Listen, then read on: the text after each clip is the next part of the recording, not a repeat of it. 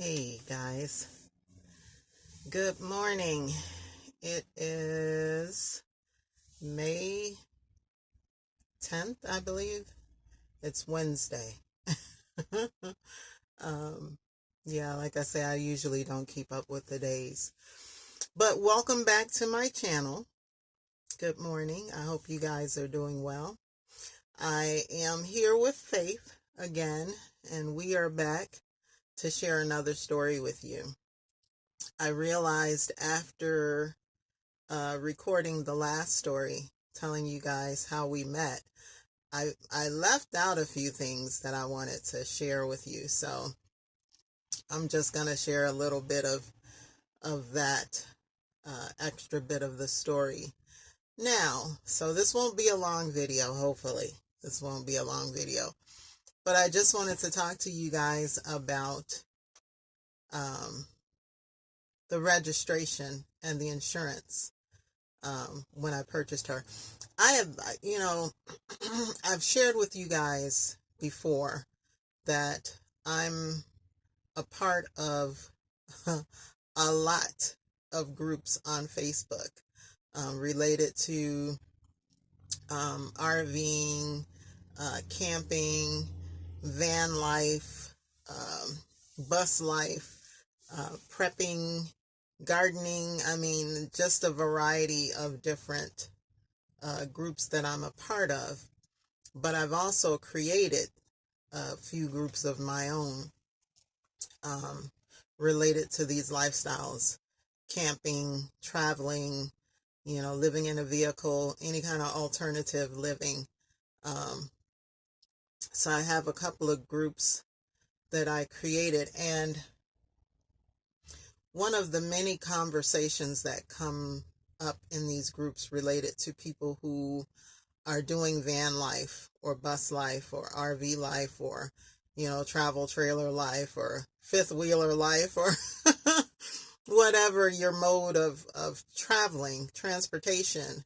But primarily for those who live in their vehicle or are in the process of converting their vehicle. One of the conversations that comes up quite often is insurance, getting your vehicle insured and getting it registered as an RV for those who are doing schoolie life, who are building out a school bus. Just some of the difficulties that I'm hearing. People telling their stories about having gone to several insurance companies in their hometown and not being able to get insured. And one of the things, unfortunately, that some people are facing is after they've started the build on their vehicle, insurance companies are not willing to insure them. Now, they were willing to insure them as a commercial vehicle, but trying to get insurance for an RV or motorhome insurance on your vehicle has been difficult for a lot of people. And I'm realizing that it's different in each state that you are in. Even some cities have different standards or different laws or different things that you have to um, abide by or you have to meet the standards of, which is really silly to me. It doesn't make any sense that they do that. I mean, it's the same insurance company, but you can call that insurance company in my state and get insured. But you can call that very same insurance company in the next state and not get insured. And it's just crazy to me how this system works. But I tell you,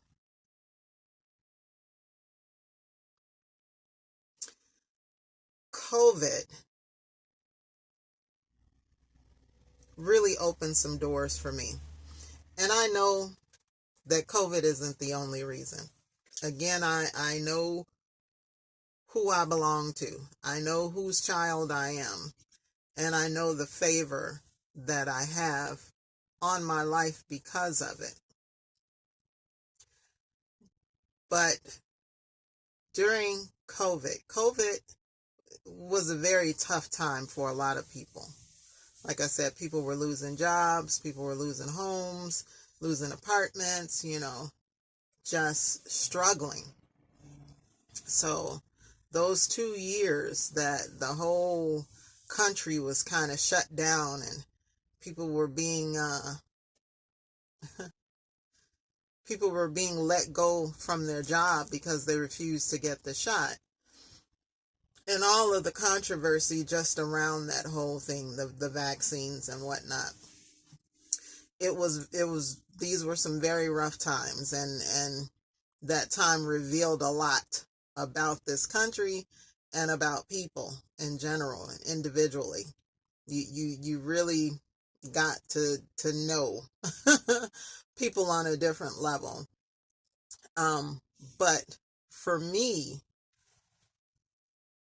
in all honesty, COVID was a blessing for me. Throughout that whole time, I received nothing but blessings. I mean, one after another, after another, after another. I mean, doors were opening for me. I was retired during the whole COVID thing. So going to work, being around people and all of that, having to wear a mask, and I didn't have to go through any of that. I didn't have to endure. I mean, when I went out to the grocery store to, do my shopping or whatever, I would wear a mask then. But in general, I didn't have to go through that controversy. Even at the storage unit, I wasn't required to wear a mask because most of the time it was just me inside my units. But when I had customers, I would be at such a distance from them. It really was not necessary. Yeah, so for me, my experience through COVID, like I said, was probably very different from a lot of people. And one of the things that I recognize looking back was just how smoothly this whole transition went from purchasing Faith to getting the work done on her and then bringing her home. The very next day, I went to my local currency exchange because, again, all of the DMVs were closed. I don't know if they were closed nationwide, but they were definitely closed in my area. So if you needed anything, car related, vehicle related, registration, or, Secretary of State type of services, you were still able to get some of those services through your local currency exchange. So I knew of one in my neighborhood. I had been there before. I think when I purchased the Jimmy, I think I went there and got my plates and registration and everything, and my stickers. And so I went back there. I went to that location and I simply walked in with the paperwork that I had from the sale. And I walked up to the counter, and there was a nice young lady behind the counter. And all I said to her was, I purchased a bus that I'm converting into an RV, and I need to get her registered. That's all I said. I didn't share any additional information with her. I didn't say anything about, where I was as far as my build or anything like that. She didn't ask me any questions. She just simply reached back and grabbed the RV registration and asked me a few questions to fill out the paperwork. But questions as far as, does it have a bathroom, or are there passenger seats in it, or is the ceiling done, or Are there safety belts if there's like sofas or places where other people are going to be riding. She didn't ask me any of that. And I don't even know if it was required. But like I said, thinking back on some of the threads that I've read from other nomads or RVers, schoolie builders, van lifers, and all of that, just listening to and remembering the difficulties that they had trying to get their vehicles registered. I don't want to say I was expecting some questions. I just, I don't want to say well, I guess I did. I walked in there confidently, not expecting that I wouldn't have a hassle, but at the same time, not expecting that I would. And like I said, I kept my conversation very limited. I didn't offer any additional information. All I said was, I bought a bus that I'm converting into a RV and I need to get her registered. That's it. That's all. And I think sometimes looking at the comments of others and looking at the experiences of others, I think sometimes, unfortunately, we talk too much. We talk too much. And sharing extra information or just, running off at the mouth sometimes comes back to bite you in some of those situations. So she grabbed the paperwork, we filled it out, and then she submitted. I paid the cost for registration, which was quite a bit, much more than I thought it was going to be. And so, she submitted the information, gave me my copy and my receipt, and my plates were there, I think within a week or about a week. My plates were there. So it was just that simple. It was just that easy for me. And I thank God for it. I thank God that I didn't have a hassle, that this woman didn't have to ask me a bunch of questions. Like I say, I don't know if things are just a little bit different here because of the state that I live in, the area or city that I live in, and the fact that it was a currency exchange instead of a DMV. I don't know, but I was grateful. I know that much. I was grateful that it was a no hassle transaction. So that was number one. We got the registration done. So the very next day, I think it was, or either later that same day, I think it was the next day, I got on my phone and I made calls to all of the major car insurance companies that I knew of. I called State Farm, I called Allstate, I called Geico, I called Farmers, I called quite a few companies, and all of them told me they didn't have a policy for a converted bus. All of them told me this. Thankfully, the agent with Geico, the young man that I spoke with, suggested that I call a broker insurer. And he suggested it because he said they were smaller. They're not like the big companies. And they generally have policies sometimes that the larger companies do not. He was like, so you'd probably be better off calling a broker agent and seeing if they have a policy for you. So I said, okay.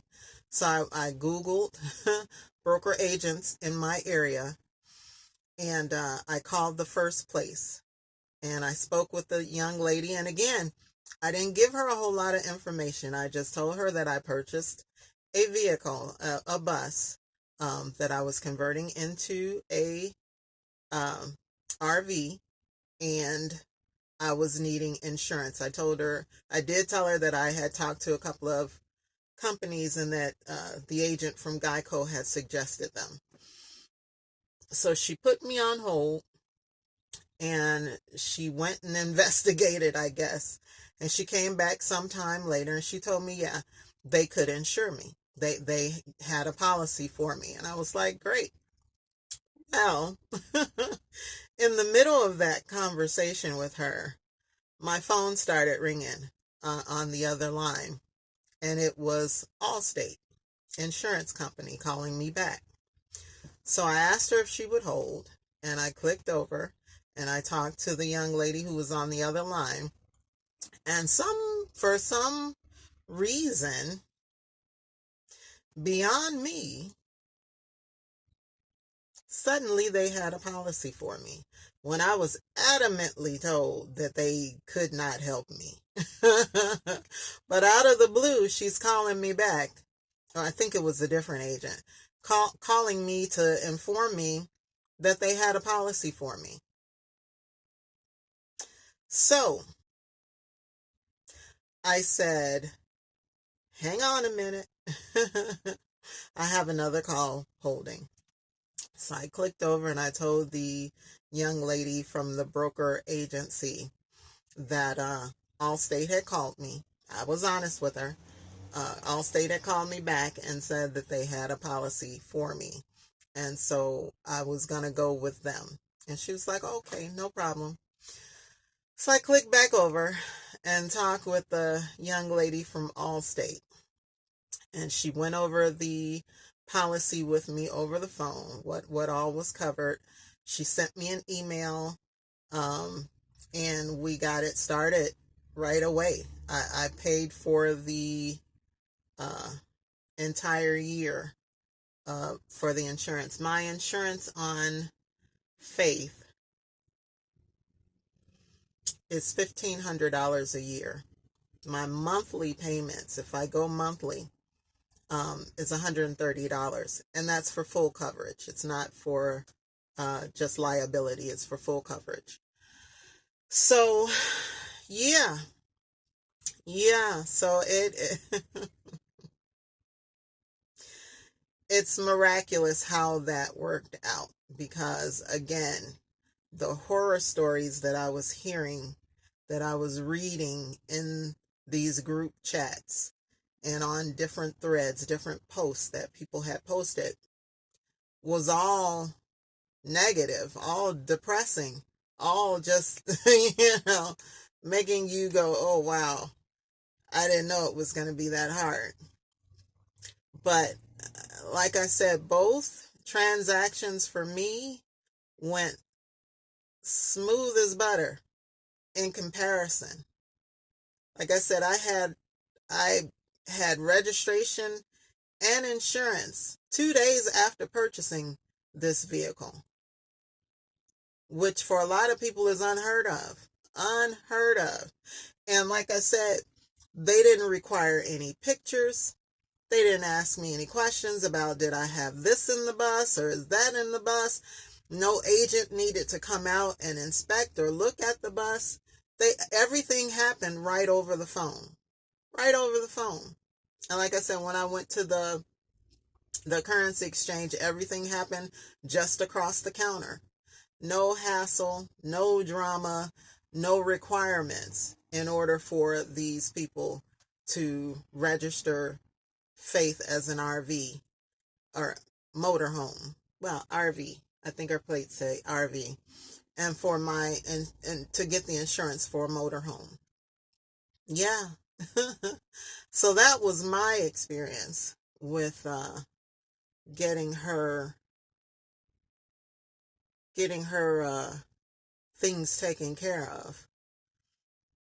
I don't know, guys. What was your experience? If you experienced any difficulty getting insurance from your insurance provider or one in your local area, What were some of the difficulties that you saw or that you faced while trying to get insured and trying to register your vehicle as an RV? I know even some of the folks who have converted box trucks have had some of the same difficulty. A lot of insurance companies do not want to insure them as a motorhome or an RV. So they've been forced to buy the commercial insurance for their vehicle, which of course costs a whole lot more. And it's a different kind of coverage. Altogether, it's just a different kind of coverage. So yeah, guys, I'd like to hear from you. What has been your experience getting your bus or your van or your RV or your converted truck or car or whatever insured and registered? Or have you found some ways around the difficulties that some of these companies attempt to take you through? Yeah, I'd really like to hear your comments on that. What was your experience? And for those of you who have not yet crossed that line or got to that point in your process, just be aware that all insurance companies do not operate the same. And now that the DMVs are open again, I don't know what they're going to require of you in order to get your vehicle registered. But just be warned and just be aware that there may be some difficulty. Hopefully there won't be. But it is a good possibility. Like I said, it really depends on where you are in the country, what city, what state you live in, because they all operate differently. And it's sad that they do that. It's really, to me, it's a money grab. It's a money grab, like everything else. They come up with all of these restrictions and requirements just so they can charge you money in some shape, form, or fashion, or they can make money off of you in some way. Yeah. There was something else I was going to say regarding those who are who have not yet reached that process of getting registered and getting insured. Trying to think what it was. Yeah, it'll come to me later. But yeah, I just wanted to kind of give you guys a heads up of what to possibly expect. Yeah, and I think even before you start your build, it might be a good idea to call a couple of insurance agencies in your area and just ask them some general questions. Just, don't tell them that you're building out a bus or a van or whatever. Just ask them some general questions. What if? Or I have a friend that was thinking about, doing this. And so I was just curious as to what you guys offer. Do you have any kind of coverage, or what would be required in order for their vehicle to be registered? That might be a good step to incorporating in your processes and your planning, is just to ask some questions. Yeah, ask some questions. But like I said, don't talk too much. Don't give up too much information that's not necessary to get the information that you're trying to get. Because like I say, sometimes we wind up putting our foots in our mouths and our feet in our mouths and messing up the opportunity or opportunities that we have by talking too much. So keep it at a minimum, guys. Just give them what they need to know, and that's it. Yeah. So anyway, like I said, this isn't, or it wasn't supposed to be a long video. I had said almost 26 minutes now. But yeah, I just wanted to come back because I wanted to share that information with you in the last video, and I completely forgot. It completely slipped my mind, as it often does. You know, I start talking about stuff and I get sidetracked. One, because I'm always watching my surroundings. And so sometimes I get distracted by the things that I see around me, and I lose my train of thought for things that I intended to say. But it's okay. It's okay. I can always make another video. And hopefully you guys will be willing to listen. All right, guys, I'm not going to hold you. I hope you have a great day today. If you have work today, I pray that it goes smoothly, that it's a light night, and that you can get home and get some rest as soon as possible. If you're retired or you're on vacation or this is your off day, enjoy yourselves, guys.